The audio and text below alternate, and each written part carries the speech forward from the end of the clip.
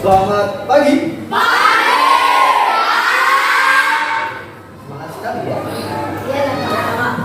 Assalamualaikum warahmatullahi wabarakatuh.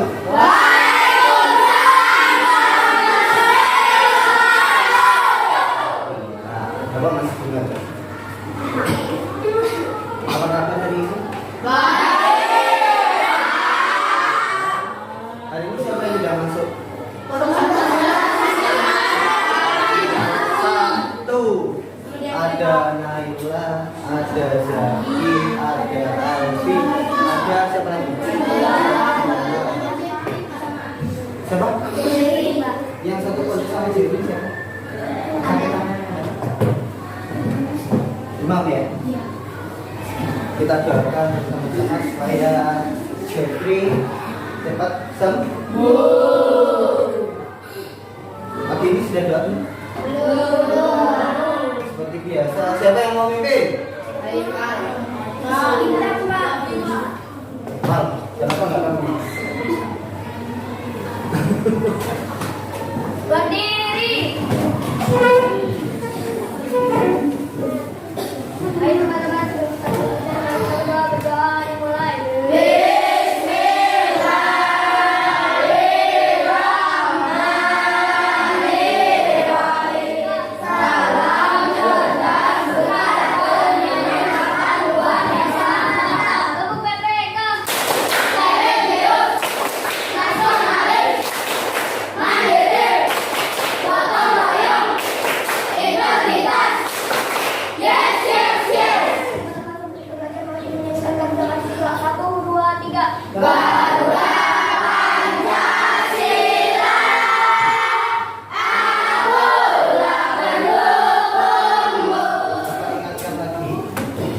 Silakan dikeluarkan buku paket, buku PR, buku tugas, buku penelitian atau pembelajaran, alat tulisnya dikeluarkan. Setelah itu bajunya dirapikan, rambut laki-laki yang masih belum rapi dirapikan, baju yang belum dimasukkan masukkan. Kalau masukkan, bapak yang masukkan. Untuk yang laki-laki ya, kalau yang bapak nggak ada. Mas?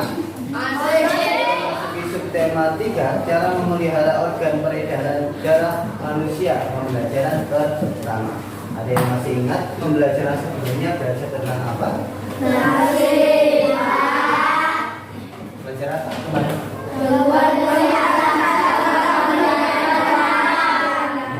Harapan Bapak setelah pembelajaran ini diharapkan yang pertama kalian dapat memahami. Dari sini punya gambaran ya, apa yang akan kita pelajari hari ini? Punya ya? Punya gambaran. Kalau dari tujuan pembelajarnya seperti ini, berarti kita mau belajar apa? Kira-kira membantu kalian belajar, Bapak akan membagikan LKPD dan cara ajar sebagai bahan penunjang kalian dalam belajar. Harapannya nanti kalian bisa belajar berkelompok. Sebelumnya sudah Bapak bagikan beberapa kelompok. Di sini ada berapa kelompok? 5. Rata-rata 5 sampai 6 Bapak mohon bantuannya ketua kelas sama Ricky. Bapak minta bantuan untuk membagikan satu meja satu orang. Oke, sebelum lebih lanjut ada yang mau ditanyakan nggak? Sebelum kita mulai belajarnya ada yang mau izin kamar mandi? Semuanya sudah sarapan?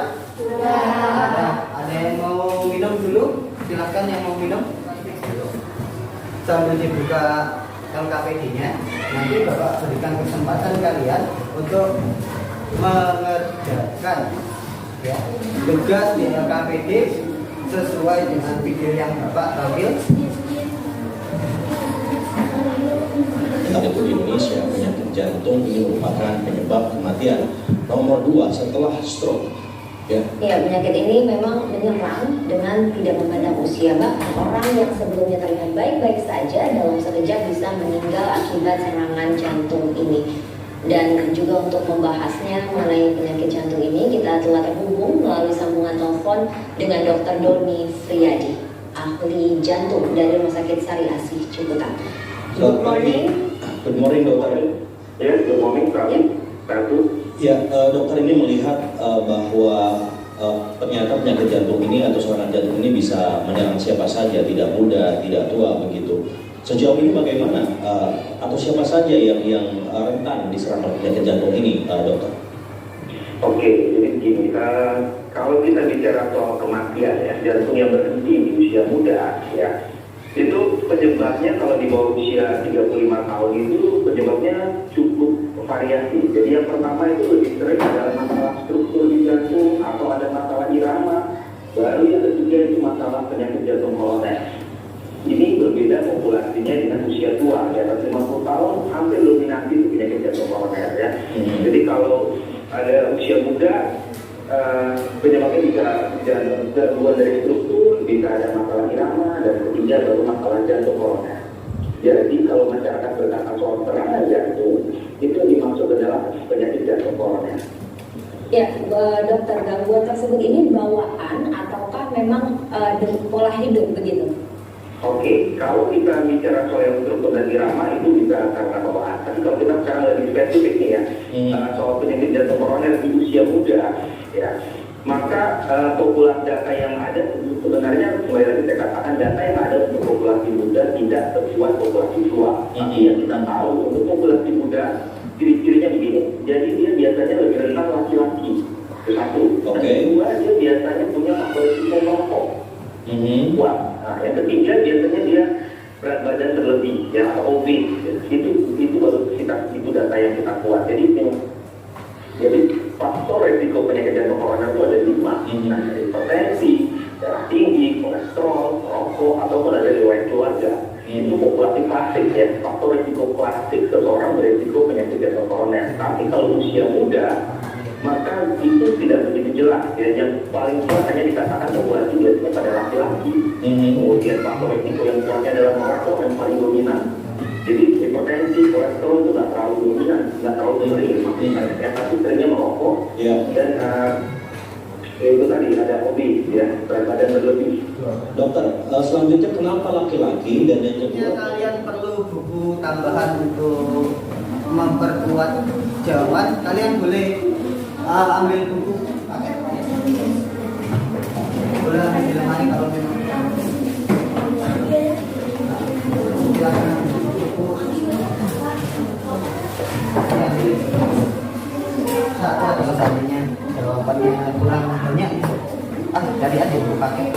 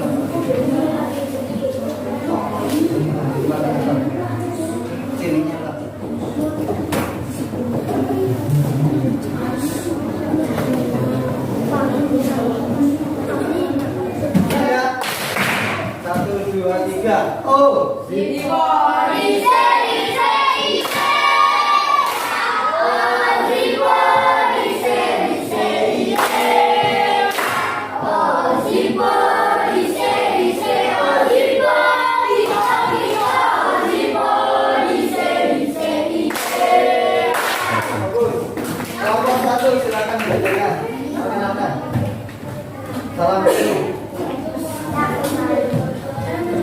Assalamualaikum warahmatullahi wabarakatuh. Waalaikumsalam warahmatullahi wabarakatuh. Saya perkenalkan saya dari kelompok 1. Silakan saja.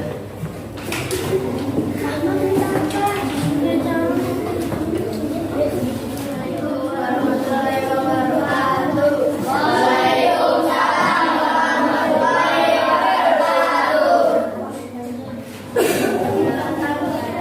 Saya dari kelompok 2. Bagaimana cara memelihara kesehatan awal kesehatan pada manusia dan darah pada manusia?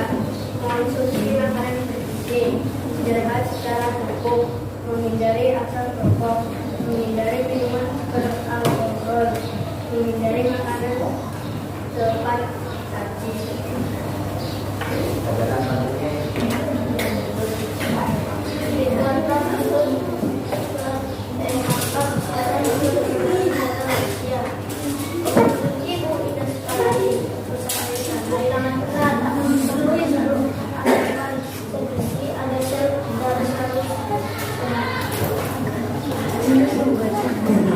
Putra baca dengan lantang.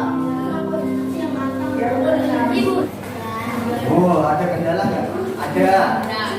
Susah nggak carinya? Lumayan ya. Patul mau kemana? Duduk tuh. Nah, dengan proses mencari informasi yang tadi, Bapak harap kalian punya kemauan untuk mencari informasi baru. Kalau hanya Bapak yang menjelaskan, tidak semuanya bisa terserap ke diri kalian. Ya, benar nggak? Tony duduk, perhatikan. Nah, dari pembelajaran hari ini, apa saja yang kita pelajari? Kita simpulkan bersama-sama ya. Bapak mengambil garis benang merahnya ya. Memang ada beberapa penyebab yang menjadi faktor timbulnya penyakit yang berhubungan dengan peredaran darah manusia. Beberapa penyebabnya yang dimaksud faktor keturunan, bisa karena keturunan.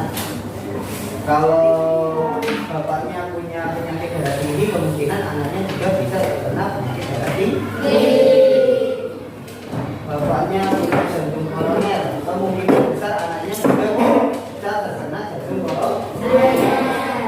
Yang selanjutnya obesitas, atau obesitas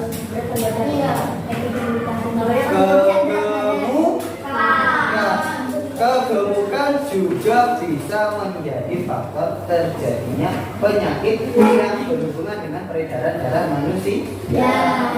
Semakin gemuk badannya, biasanya di peredaran darahnya, di pembuluh darahnya terdapat lemak tersebut bisa menyumbat, ibarat selang, tahu selang? Pipa tahu? Pipa yang isinya air, kalau ada lumpur yang masuk ke situ, kira-kira alirannya bisa lancar? Sama seperti itu. Jadi kalau pembuluh darah kita ada lemak yang masuk, bisa menyumbat peredaran darah. Akibat yang timbul apa? Ketika darah tidak bisa mengalir di dalam jantung. Penyakit yang berhubungan dengan peredaran darah tinggi, entah jantung koroner dan lain sebagainya. Selanjutnya, pengaruh timbulnya suatu penyakit kronis. Yang pertama adalah gaya hidup tidak sehat. Makan, minum, biasanya makanan cepat saji, mengandung kolesterol, minyak, yang suka makan gorengan, terus jarang olahraga. Itu kalau melihat atau sedang berbicara dengan orang yang merokok, hendaknya menjauhkan diri, menghindari asap. Bukan terus, merokok aku lari ya. Jangan seperti itu. Jadi pokoknya merokok aku lari ya. Jangan seperti itu. Oke. Nah, kita tarik kesimpulan dari banyak yang disampaikan tadi berdasarkan penyebab yang ada. Nah, cara yang mudah untuk mencegah penyakit yang ditimbulkan karena faktor-faktor yang tadi ya. Yang pertama, kalian harus berolahraga secara teratur. Yang kedua, tidur yang cukup 6-8 jam. Tidurnya jangan lama-lama. Pak, saya tidur 12 jam. Lama. 6-8 jam cukup. Atur pola makan, makan makanan yang bergizi dan sehat. LKPD-nya saja. LKPD. Ya.